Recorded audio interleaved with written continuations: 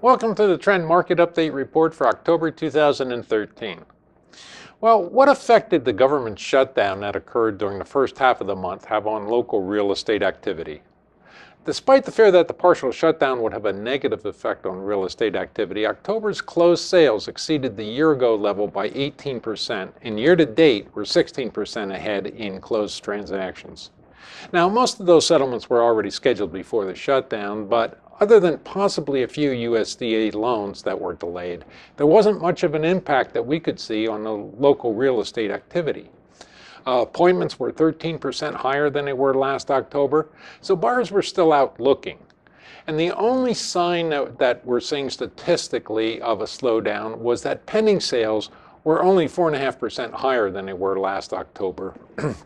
Compared to 12% year-to-date. So we did see something of a decline in pending sales and in contract signs, but we're also comparing that to an unusually high number of pending sales that occurred October of 2012. We saw the market really start to improve last October. So we had pretty high pending sales last October, so that could also account for some of the decline down to 4.5% above. November's closed transactions, though, may see a slight decline in the year-over-year comparison due to the lower pending sales that we saw in October.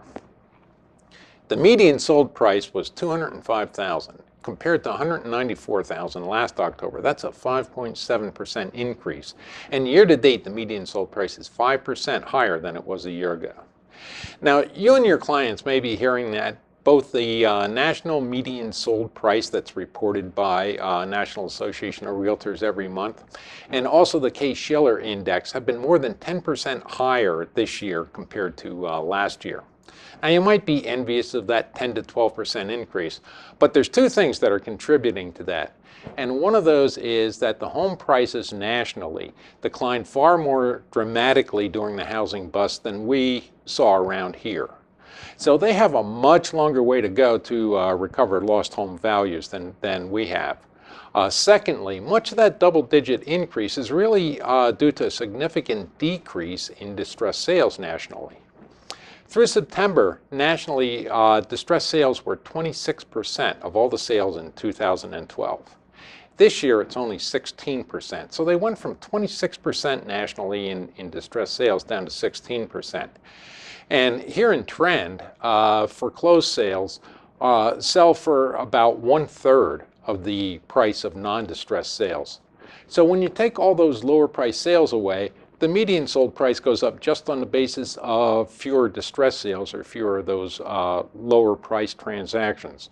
So some of that 10 to 12% is really not property values. It's really more due to change in the market segment, the activity of the foreclosed properties.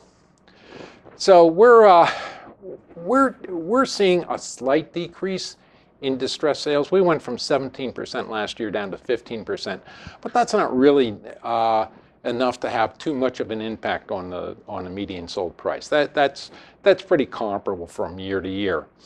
So our median sold price has not been inflated that much by a huge reduction in the distressed sales. So that's it for this month. Check the home page for county level statistics in the market history report, also the market snapshot, and join us again next month for the November update. Thanks for joining us.